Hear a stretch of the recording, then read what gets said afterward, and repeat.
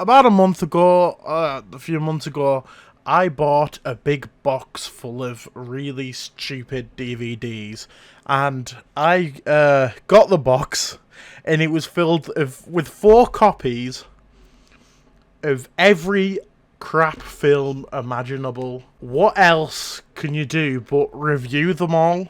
The first movie we're going to review is a movie called Ozombie. Now, I seen this on the top of the pile, and I just burst out laughing. It was incredible.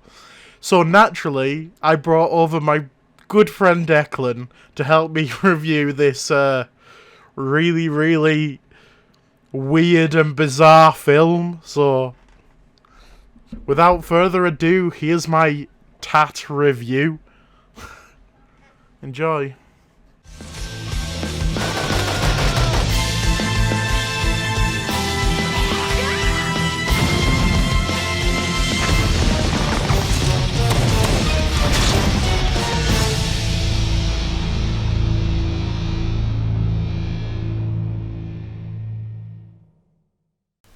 Okay, we've watched the film.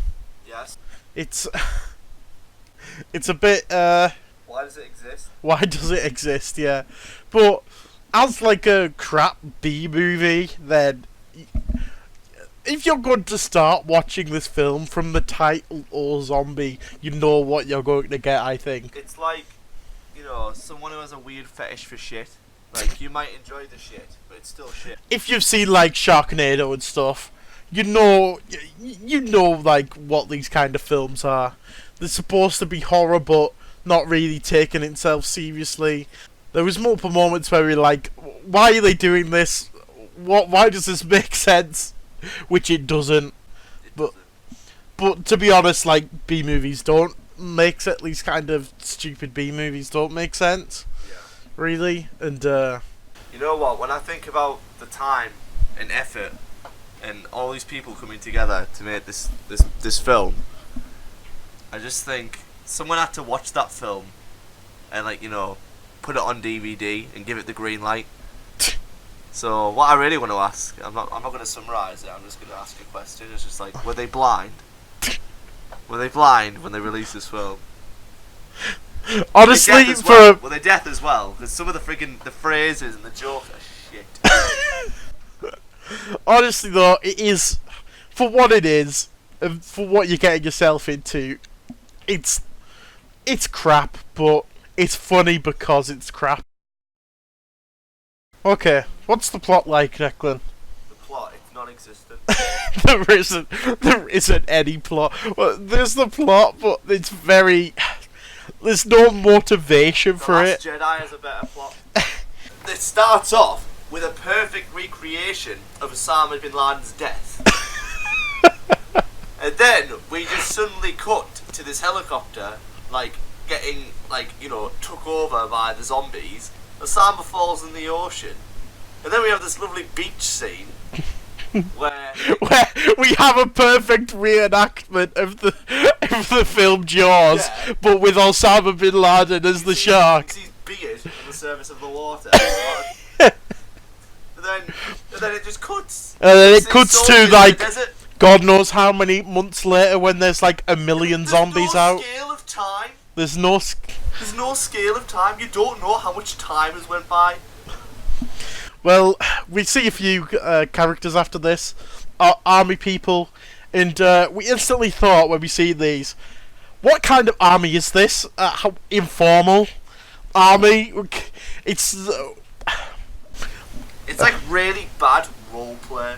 It's like, oh, we're gonna be soldiers in the Afghan war. And it's just like, okay, 3, 2, 1, you're a soldier.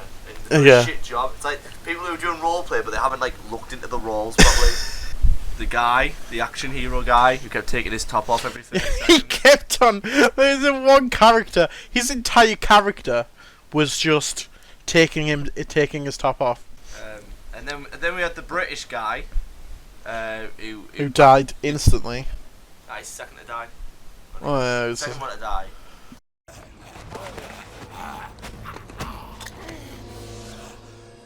This sucks.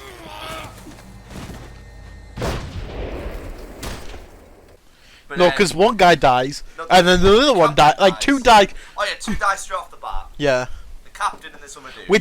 Which is supposed to be emotional for us, but we're not invested in the character. We're not invested in the characters whatsoever by this point.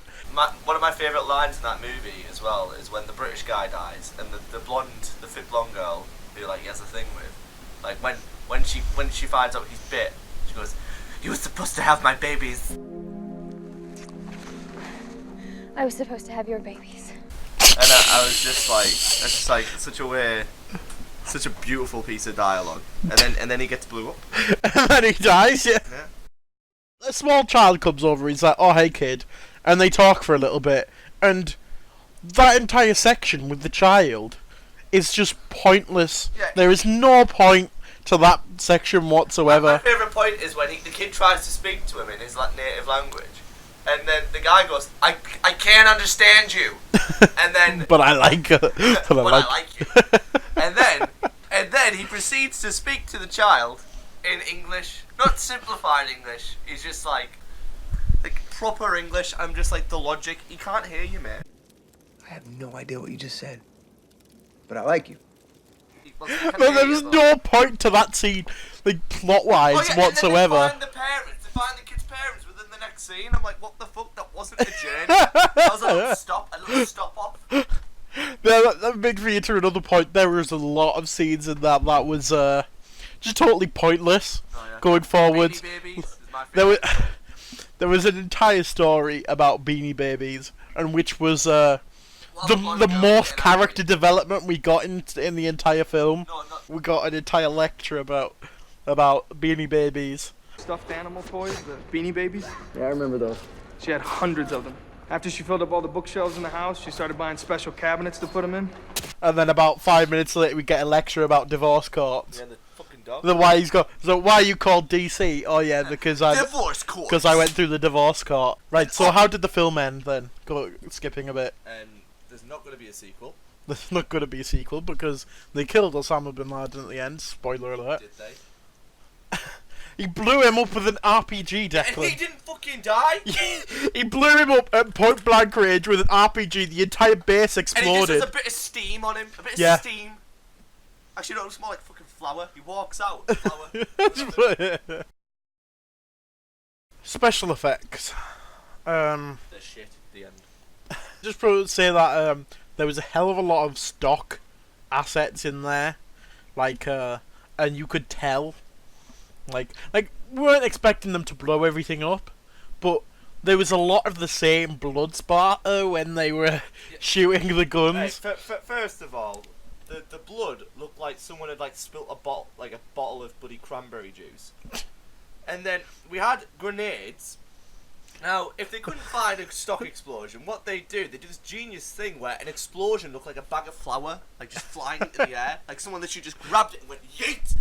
Threw it into the air, and that's what a grenade explosion looked like. The grenade explosion was exactly the same stock effect all the way through every time a grenade went off. It just looked like a bag of flour going in the sky. It looked like a smoke grenade. But it was the same effect every single time. Yeah. There was a beautiful scene where two of the characters switch between binoculars and a gun score. It's exactly the same.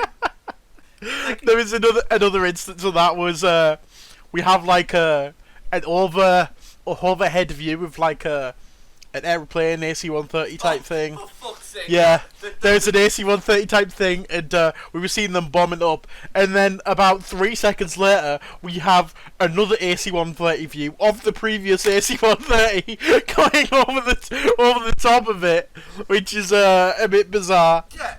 So it leaves the question: was there two AC-130s that were flying in unison, around this site? Because I think that's a bit overkill to be honest. Oh boy! They had the same 10 actors playing the zombies. Yeah, it was so obvious they only had about 10 actors. A lot of the people of the Asian persuasion were very Asian persuasion. So, well, actually, no, Middle Eastern persuasion. They were sort of just reusing them. For different zombie roles. It's it kind of becomes apparent after a while. There's about 5 zombies on screen at both times, and then they would quickly switch between 2 shots. exactly. that would make it look like there was more. Like they would go, oh, there's millions of them, and there was about 5 zombies on screen. Yeah, they had like a big fucking gun that was like a sniper rifle. And it looked like a toy. It looked like plastic, Like, didn't it? let's get out Big Mama. The gun was called Big Mama, and it looked like something you buy out of Toys R Us, right? Looks like a Nerf gun. It was painted like the shittiest colour of green, and it looked like the cheapest plastic imaginable. Yeah. Notice how like some of them were wearing green as well, and they're in the middle of the desert. Yeah, exactly. Oh yeah, sorry. Let's dress up in this foresty camouflage in the middle of a fucking desert where there's a lack of forest. You know, that looked like paintball gear as well that they were wearing instead of actual It brought a military fucking gear. MLG symbol on it. It had like a we don't know what it was, but it was like a competitive shooting sort of logo. We don't know what that was. It looks like paintball or something. I don't know. So yeah, what did you think of the whole movie as a whole? Right. So you could go your whole life without watching it, and you wouldn't have missed anything out. But if you want to laugh at something, watch it. It's like I said at the start.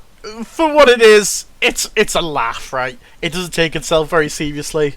It's a very it's like you know the classic not classic but you know, the horror films, quote unquote, like Sharknado, like I said. It's very much like that, and if you're into that type of thing, then go for it, watch it. It is a laugh, and but if you're not into it and you're like Oscar nominated films, Oscar worthy films, if you only like films that mean something, yeah, don't watch this film. don't watch it.